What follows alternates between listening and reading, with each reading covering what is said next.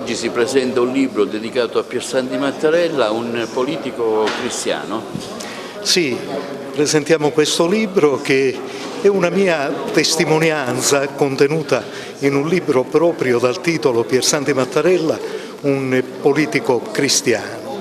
E Piersanti Mattarella fu un grandissimo politico, fu un grandissimo cristiano, fu un uomo che con coraggio portò avanti un processo di rinnovamento della nostra Sicilia.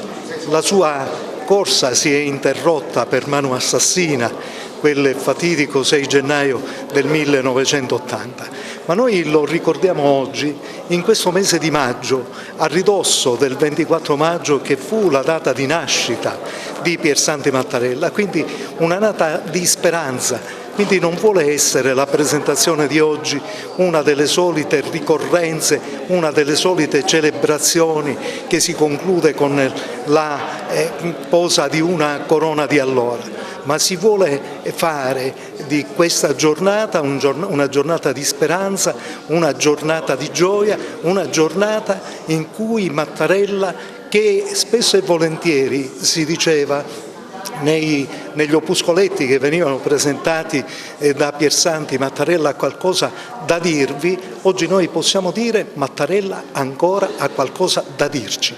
Con coraggio, con speranza, con gioia cerchiamo di fare di questa terra un luogo di bellezza, un luogo straordinario in cui ciascuno possa vivere nel bene, nella prosperità, nella gioia, nella sicurezza, nella libertà e nella democrazia. Qualche aneddoto che contiene il libro, qualcosa di particolare?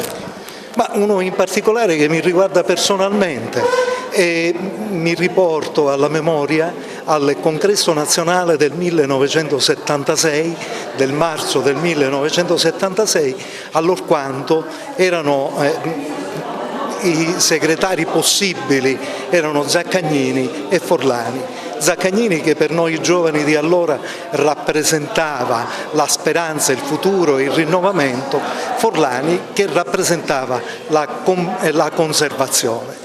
Bene, vinse Zaccagnini e ad annunciarci la vittoria di Zaccagnini fu proprio Piersanti Mattarella, e lo ricordo con quel gesto di vittoria radioso, raggiante, felice, con la gioia nel cuore, che ci annunciava che Benigno Zaccagnini aveva vinto, aveva superato quella contesa, era diventato segretario nazionale, e quindi il rinnovamento della democrazia cristiana in quel lontano 76 cominciava a diventare realtà. Questo è un ricordo che porterò sempre nel cuore. È l'occasione per approfondire la conoscenza di Piersanti Mattarella grazie all'ultima pubblicazione dell'avvocato Giovanni Tesè, una figura di un politico cristiano che comunque ha cercato anche di veicolare i valori del Vangelo nell'azione politica che ha vissuto nella nostra Sicilia, corroborato anche dall'esperienza sia familiare sia anche l'esperienza associativa nell'azione cattolica. Quindi poter approfondire questa figura ci permette nello stesso tempo di comprendere che l'azione per il bene comune e nello stesso tempo anche lo spendersi per il bene dell'altro può essere anche una buona occasione per veicolare nella società di oggi anche quelli che sono i valori del Vangelo. Sono qui, penso, perché sono una delle persone che ci riduciamo sempre più, il tempo passa, che ha conosciuto da vicino Piersanti Mattarella. Io mi ritengo un discepolo, l'ho scelto come mio formatore, l'ho scelto come? Perché incontrandolo nel periodo dei miei studi universitari si è sviluppato quel rapporto che si sviluppa tra un giovane, anche lui era giovane, ma più grande di me di una decina d'anni, per cui è nato e scoppiato un feeling di affetto, per cui io mi sono messo alla sequela dei suoi insegnamenti e lui ha investito immeritatamente da parte mia molto su di me.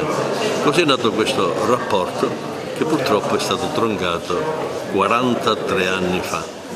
Oggi a me tocca, come faccio in nostra sede, dare una testimonianza di questo rapporto e parlare di lui, cosa che farò più tardi anche con un breve intervento. Ecco, ci anticipa qualcosa del suo intervento, qualcosa di particolare di Piersanti, del suo messaggio politico? Ecco, io spesso mi fanno delle domande per cui io eludo, quasi che può essere da me, come dire, una cosa inedita, un evento particolare, una cosa. Io invece dico una cosa, Piersanti Mattarella è una persona, è stata una persona, è una persona che può essere assunta ancora oggi come un punto di riferimento, come un modello, per la sua serietà, per la sua competenza, per il suo amore per la politica. È qui che siamo in un luogo, diciamo così, non propriamente religioso, ma il mondo cattolico, occorre poter dire, e bisognerà dire, che per i cattolici è un esempio formidabile. La politica non è un luogo maledetto, la politica è una cosa bella, tutti dovremmo farla, cominciando perlomeno con una cosa fondamentale, esercitare il diritto-dovere del voto. Già questo è un primo atto che ci rende cittadini in qualche modo che facciamo il nostro dovere. Chi può fare di più, faccia di più.